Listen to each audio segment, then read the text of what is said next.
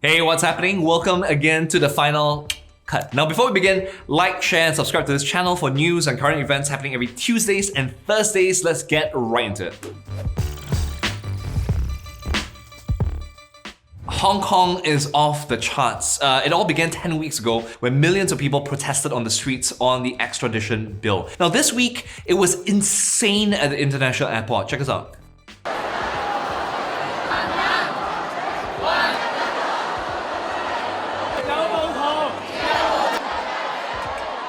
Now, this happened on Monday on 12th of August, okay? Protesters were basically, they were back at the airport because they wanted to express anger over increased police brutality that just happened the week before, where tear gas was being used in enclosed areas, and this woman, who was a medic, was shot in the eye. It went right through her safety goggles, and rumors have it that she is now permanently blind in that one eye, and she's become this new symbol for the protests. Let's go back to the airport. Protesters were blocking anyone from moving in and out of the airport, including other passengers. Hong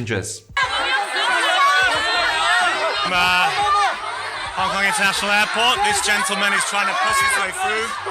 Are you waiting for your flight? Yeah. What do you think of the protests? I don't like it. Do you support their cause or you don't support them? You're probably wondering why. Why block innocent passengers' flights? Well, the aim was to disrupt the flights, wreak havoc on the economy, and to pressure the government into listening to their claims, right? Obviously, not all passengers were happy to be used in this way, and it also got worse later in the day where protesters tied up a reporter from the Global Times. Now, this forced the police to launch a full-scale rescue operation since it's now technically a hostage situation. And this turned really ugly. Check out this moment right here where policemen subdued and pushed a protester down before being surrounded himself, and then in self-defense, he pulled out his gun.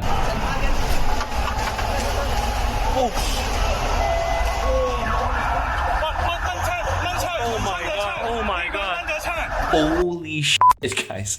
That was moments away from a possible disaster, but thankfully he didn't pull the trigger. And the very next day, everything was quiet again at the airport. Flights were resumed. At the airport, protesters distributed letters and promotional materials to say they're sorry to travelers for the days before. The whole situation is resolved at the airport, but as a whole, it's far from resolved. China called the events at the airport terrorist-like actions, and the Chinese state media reported a huge police force gathering in the nearby Chinese city, just 30 kilometers away from Hong Kong.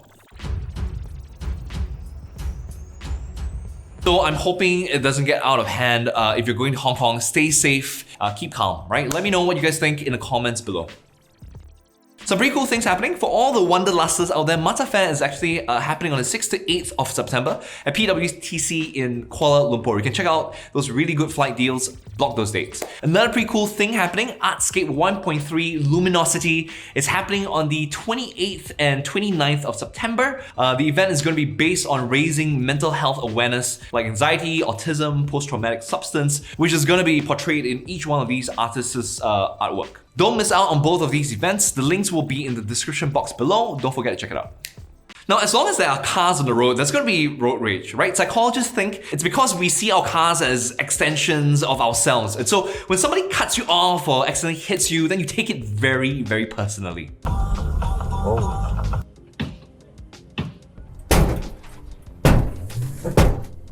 So those are road rage incidences that happen overseas, and most times it's just bruised egos and damaged cars, but sometimes it ends with someone dying. Now, it happened recently on our very own roads. This whole incident started from the Sungai Besi toll, just after the toll, sorry. A 29-year-old guy knocked into another car driven by a 40-year-old guy, and this escalated into a car chase on the Plus Highway near Bandar Baru Bangi, where both the drivers got out of their cars and then they got into a really huge fist fight. Now, other people had to step in to physically stop them from fighting, and it worked.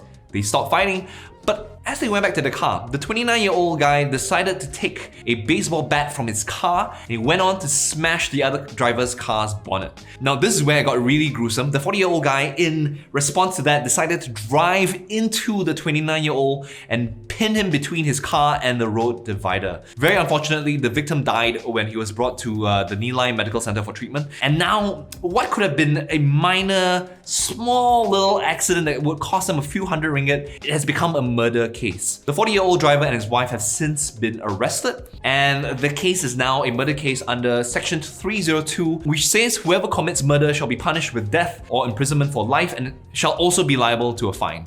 To be honest with you, what's even more disturbing is how people online are turning this into a racial issue, as if your race or the color of your skin had anything to do with this. Well, it doesn't. It's just two people who escalated an otherwise minor accident into a murder case, right? So stop it with this whole racial thing. It's ridiculous. Now, if you ever find yourself in a road rage situation, number one, don't panic, and number two, don't leave your car, okay? Stay inside, lock the doors, and drive off to the nearest police station if you can. Experts call this FIDO, okay? Forget it, drive on. So what do you think about this story? Have you seen a road rage moment yourself? Let us know in the comments below. Climate change, man, it's real, okay? And we all need to do our part to slow it down, right? We can do this by getting more people to recycle, but according to this research, there is a problem. Now, while it's easy to get women into being more environmentally conscious, men would rather not, because men find it feminine or gay to recycle. Yeah, that's right. Your attitude towards the environment apparently affects your sexual orientation. So based on a study from America's Penn State University, they found out that men put a gender to environmentally friendly tasks. Okay, so things like recycling, using reusable bags, turning off the aircon, these are apparently feminine things, okay? Because clearly, real men aren't interested in girly things like saving the planet. Now, the study asked 960 men and women on whether fictional characters felt feminine or masculine based on a series of environmentally friendly activities, okay? Then they had to rate their impression of these characters based on a 10-point scale ranging from heterosexual to homosexual. Janet, who is a Penn State professor of psychology and lead, said, if being seen as heterosexual is very important to this person, then the person will behave in a way where they won't get judged by other people. In other words, guys who feel that it's important to be masculine, they won't recycle, right? Also, it's not just recycling that's being seen as gay. Okay, even what you eat could make you seem feminine, because yet another report and study said that men saw vegetarians and vegans as a girly thing to do. My fellow men, okay, look, we need to have a heart-to-heart talk, guys. Choosing to save the planet and to eat more vegetables has got nothing to do with who you choose to sleep with, and it's not going to rob you of your manliness points either, okay? In fact, I think women love a man who cares for the world and has more fiber in their diet, right? Because better shits.